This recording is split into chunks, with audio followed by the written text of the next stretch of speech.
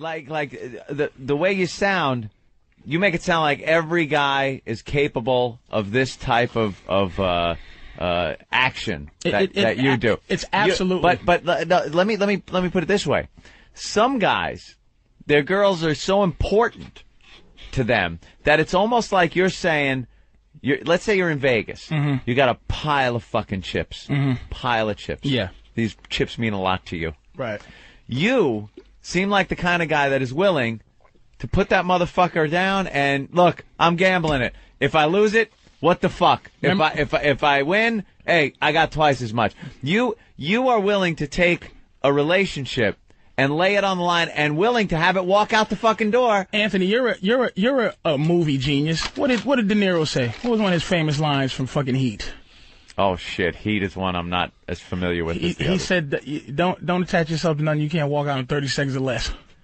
And that is how you're supposed to approach it. As soon as you feel the heat on, as soon as you feel like, whoa, this is not fun. There is not one reason why you should have a bad time in a relationship. Why?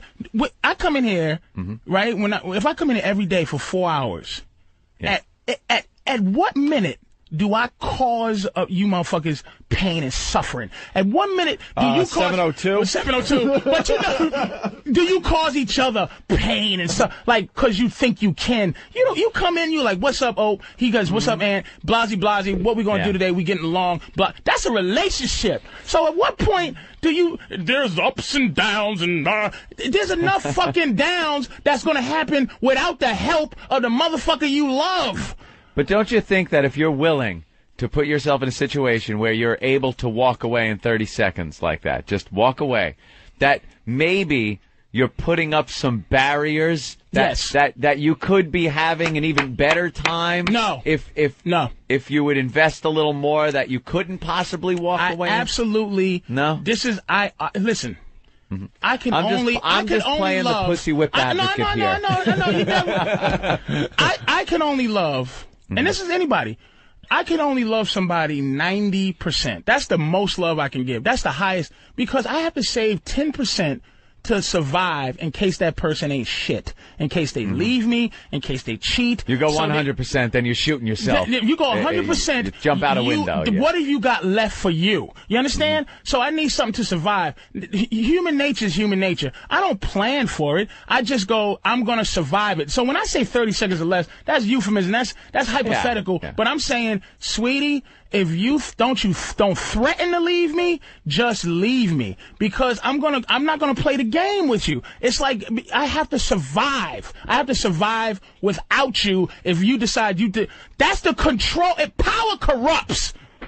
If you give a motherfucker power, they're gonna abuse it. I do comedy for a living. The worst thing you can do when you're bombing in front of a crowd is try to make them laugh. When I bomb, I chase the motherfuckers out the door. Leave, faggot. You don't like it, go. Go fuck your mother and go. That's a great philosophy. And you know what they do? They don't leave. Let's go to Slim. Slim in Georgia. Slim. What's up now? I just called to call Patrice lying motherfucking ass out. Go ahead. First of all, that motherfucker talking about, I don't know where the fuck he got his old lady from. He had to do like Eddie Murphy and go to Africa and get one of Goona Google bitches. But I'm telling you like this, that motherfucker would not talk to no black girl the way he talking. He was saying, I'm telling you, dude. You know what? A lot of motherfuckers. I'm a real black girl, man. I'm gonna tell you something, man. That works mostly on black women, because black women give you the attitude that you have to control. Now, here's the thing, dude. People hate you don't know me, man. People hate me so much that they would do nothing more than to want to see me be a hypocritical, fat fucking asshole. Niggas know me. When I have a girlfriend, man, black, and more black. You don't never see me with no white girl. Half white at the most. Like my girlfriend now, half white. But I'm gonna tell you, I apply it to progressive. Like this. A girl used to go. She was a lawyer. Used to call her bitch. Shut up, bitch. And she used to cry and go, I can't have my friends see me and call me bitch. I'm a progressive black woman because I tapped into a primal thing with her. That's why. Let me tell you who the dirtiest women are. Fuck-wise, who you can fuck easy, a doctor, a lawyer, a fucking professor. You know why? Because all day long they deal with phony men going, yes, Professor Jones, absolutely. When really our relationship with women are, God damn, you got some nice titties. So where when they get off work and you meet them and you go, what do you do for a living? I'm a teacher. Really? All day controlling those kids with a fake relationship? Really? Let me suck on those titties. What? Shut up. Let me see one of them titties. Why are you saying this? I don't know. And then you're fucking a teacher or fucking a doctor. I'm telling you, Oprah is an easy lay. Let's go to Bob in Pennsylvania. Bob. Hey, how are you? Hey. Hey, man. A couple callers ago, the guy called in and was asking Patrice for help, and Patrice mentioned about, keeping his skills sharp and all that kind of stuff. And I can just honestly say what he said worked wholeheartedly. And I've been married 10 years, and about 2 years ago, it said that very issue saved my marriage. When we got married, I dropped every contact of females that I ever had, to please my woman. And, from then on, it just kind of got boring, and, our sex life was there, but it was like once a week, but it was out of necessity. It wasn't out of want. And about 2 years ago, I started, we had 2 kids and, more money. We needed more money, so I started bartending. And, on the weekends, my wife would, we'd get a babysitter. My wife would come down while I was working, and she'd see me interacting with all these people, especially females, because we have a lot of females that come to the club. And I swear to God, from that point, she was fucking me regularly. And it was just it was along that line of what Patrice said. Exactly what he said works. And if she thought for a minute, this is women, they compete with other women physically. Like, guys compete with other guys mentally. Like, you would be upset if you saw somebody talking to your woman and she was, like, sitting there like this with her hands in her chin, like, listening to some guy's horse shit. All intently and laughing at his shit. And this girl is like that. She had to compete with what she has to compete with, which is she starts fucking him more and starts applying herself sexually, knowing that, oh, shit, there's another chick that will take my place immediately. That the love you give her, man, she has to earn that love. But the thing is, women don't have. And again, do you think this shit is all fucked up? But when did a woman ever need to have skills in the love department, in the getting a guy department? Never. They don't have the skill to keep a guy. We have to teach them the skill to keep us. Right. Like my girlfriend is my girlfriend right now. Until she leaves me, then she's somebody else's fucking girlfriend. but I gotta write a book. Yeah, but like I never fuck her the way she the first time we started fucking, she's like, I like when you rub this again. I said, I'm not doing some shit some other motherfucker did. Nigga, you my girl now, bitch. I'm nibbling the back of your kneecap so you can tell the next nigga that you like your back of your kneecap nibbled. Are you out your fucking... I said niggles. All right, listen. Holy shit. Hope you've been trying to get rid of this shit for the last hour. It's classic. No, honestly, it's great. I mean, we could do another half hour. There are guys taking notes out there, Patrice. Nighthawk. Yeah, I just want to agree with Patrice. I'm a truck driver. I do stay on the road to get away from my bitchy wife I've been married to for 17 years. See that, Ohio? See that, Ohio? Miss Ohio? No, I'm from Tennessee. No, not you. There was Janet. There was Janet. There's a lady that called in earlier. Her husband was a truck driver. And it's like, yeah, it's a perfect job to have because you know what? How can you have a job where you long, like you driving and you long to see your wife? Yeah. You understand? It's like you would never be a fucking truck driver. He go, man, I'm going to work in a fucking warehouse before I be on the road 6 days a week from my beautiful, lovely fucking woman. There are jobs where all of a sudden you're sent away from your wife or girlfriend or something and you're just like ripped apart. They're at the airport. Oh, man. And this guy's choosing to leave his wife on a daily basis. And drive 1,400 miles away and deal and sleep in the back and risk getting killed at a rest stop and fucking and it's like, but I love it's. You know what? Every guy out there, I understand this because it's not loving you is easy, ladies. I love my girl. The thing is, constantly liking her. Constantly liking her is what the problem is in relationships. She knows when you love her. You love your girl because you fucking bring money home to her. You bring you home to her. But that doesn't mean, like, if I bring myself home to you, can't you fucking just do what I need to do to keep me fueled up to be a man that you can be attracted to? That's what the fuck is going on, ladies. Not that we don't love you, not that I'm a fucking caveman. It's just don't think that I'm supposed to do shit. I'm not supposed to do a fucking thing.